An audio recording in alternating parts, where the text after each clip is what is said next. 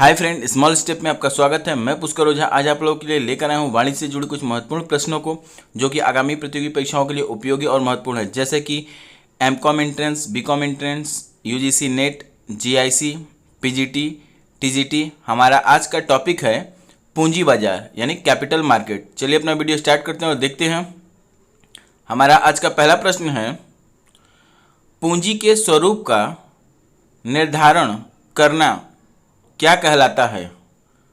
तो इसका आंसर है पूंजी संरचना एवं पूंजी ढांचा कहलाता है। चलिए इसी श्रृंखला में अपने अगले प्रश्न की ओर आगे बढ़ते हैं और देखते हैं। हमारा अगला प्रश्न है, कंपनी की सफलता के लिए पूंजी प्राप्ति की लागत कैसी होनी चाहिए? तो इसका आंसर है न्यूनतम होनी चाहिए। चलिए इसी श्रृंखला में अपने अगले प्रश्न की ओर आगे बढ़ते हैं और देखते हैं। हमारा अगला प्रश्न है, जब संस्था की पूंजी में समता अंश पूंजी स्थिर लागत वाली पूंजी की तुलना में कम हो तो यह क्या कहलाता है या इसे क्या कहते हैं? तो इसका आंसर है इसे उच्च दंतीकरण कहते हैं। चलिए इसी श्रृंखला में अपने अगले प्रश्न की ओर आगे बढ़ते हैं और देखते हैं। हमारा अगला प्रश्न है, सेबी की स्थापना कब हुई थी या कब की गई? तो इसका आंसर है सेबी की स्थापना 12 अप्रैल 1992 ईस्वी में की गई थी और मुंबई में। चलिए हम अपने अगले प्रश्न की ओर आगे बढ़ते हैं और देखते हैं। हमारा अगला प्रश्न है, एशिया का सबसे पुराना स्टॉक एक्सचेंज कौन सा है? तो इसका आंसर है एशिया का सबसे पुराना stock exchange Bombay stock exchange के है। चलिए इसी श्रृंखला में अपने अगले प्रश्न की ओर आगे बढ़ते हैं और देखते हैं हम। हमारा अगला प्रश्न है, ट्रेडिंग ऑन इक्विटी का क्या आशय है? तो इसका आंसर है ट्रेडिंग ऑन इक्विटी का आशय पूंजी संरचना में समता अंश कम, दीर्घकालीन ऋण अधिक होना माना जाता है। चलिए इसी श्रृंखला में अपने अगले प्रश्न की ओर आगे बढ़ते हैं और देखते हैं हम। हमारा अगला प्रश्न है, उच्च ट्रेडिंग ऑन इक्विटी का क्या प्रभाव होता है? तो इसका आंसर है उच्च ट्रेडिंग ऑन इक्विटी का प्रभाव साधारण अंश पर ऊंची दर से लाभांश संभव करता है। चलिए इसी श्रृंखला में अपने अगले प्रश्न की ओर आगे बढ़ते हैं और देखते हैं हम। हमारा अगला प्रश्न है, ट्रेडिंग ऑन इक्विटी से व्यापार स्वामी को क्या लाभ होता है? तो इसका आंसर है ट्रेडिंग ऑन इक्विटी से व्यापार स्वामी कम विनियोग से अधिक संपत्तियों को प्राप्त करता है और अपनी ख्याति बनाता है। चलिए इसी श्रृंखला में अपने अगले प्रश्न की ओर आगे बढ़ते हैं और देखते हैं। हमारा अगला प्रश्न है, स्थगित अंशों का चलन कब बंद हुआ? तो इसका आंसर है भाभा समिति के प्रतिवेदन के बाद इसे बंद कर दिया गया। चलिए इसी श्रृंखला में अपने अगले प्रश्न की ओर आगे बढ़ते हैं और देखते हैं। हमारा अगला प्रश्न है, पूंजी ढांचा आदर्श कब कहलाता है या कब माना जाता है? तो इसका आंसर है पूंजी लागत कम हो तथा व्यवसाय की लाभदायकता का अधिक होने पर पूंजी ढांचा आदर्श माना जाता है। चलिए इसी श्रृंखला में अपने अगले प्रश्न की ओर आगे बढ़ते हैं और देखते हैं।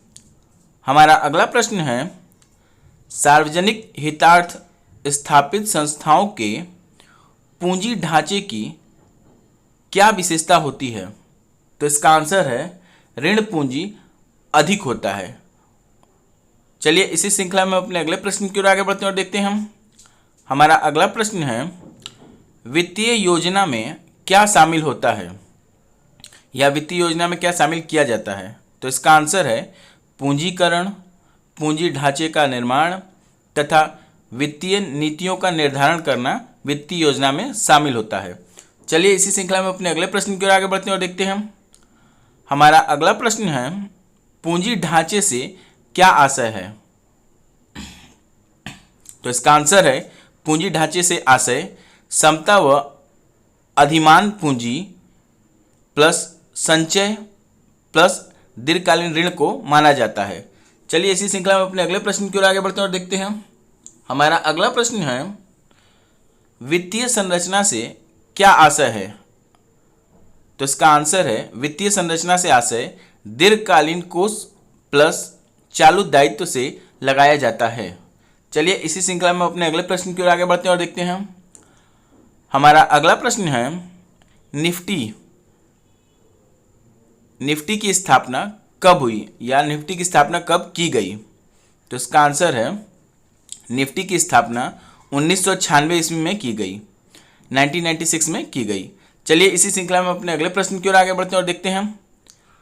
हमारा अगला प्रश्न है सेंसेक्स का फुल फॉर्म क्या है? तो सेंसेक्स का फुल फॉर्म, इसका आंसर है स्टॉक एक्सचेंज सेंसिटिव इंडेक्स है। चलिए इसी श्रृंखला में अपने अगले प्रश्न की ओर आगे बढ़ते हैं और देखते हैं। हमारा अगला प्रश्न है सेंसेक्स की शुरुआत कब हुई या सेंसेक्स का प्रारंभ कब हुआ? तो इसका आंसर है सेंसेक्स का प्रारंभ 1986 ईस्वी में हुआ, सन 1986 में हुआ। चलिए इसी श्रृंखला में अपने अगले प्रश्न की ओर आगे बढ़ते हैं और देखते हैं। हमारा अगला प्रश्न है भारत में पूंजी बाजार पर किसका नियंत्रण होता है? तो इसका आंसर है भारत में पूंजी बाजार पर सेबी का नियंत्रण होता है। चलिए इसी श्रृंखला में हम अपने अगले प्रश्न की ओर आगे बढ़ते हैं और देखते हैं। हमारा अगला प्रश्न है परिचालन चक्र अवधि का सूत्र क्या है?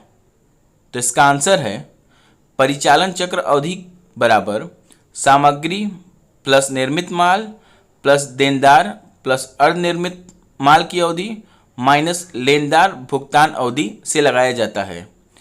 चलिए इसी श्रृंखला में अपने अगले प्रश्न की ओर आगे बढ़ते हैं और देखते हैं। हमारा अगला प्रश्न है निफ्टी का संबंध किससे होता है? तो इसका आंसर है निफ्टी का संबंध NSE सूचकांक से होता है, जिसका full form national stock exchange है। चलिए इसी श्रृंखला में अपने अगले प्रश्न की ओर आगे बढ़ते हैं और देखते हैं। हमारा अगला प्रश्न है सुपर स्टार ट्रेडिंग हाउस की स्थापना कब की गई थी? तो इसका आंसर है 30 मार्च 1994 को किया गया था, 1994 में हुई थी। चलिए इसी श्रृंखला में अपने अगले प्रश्न की ओर आगे बढ़ते हैं और देखते हैं।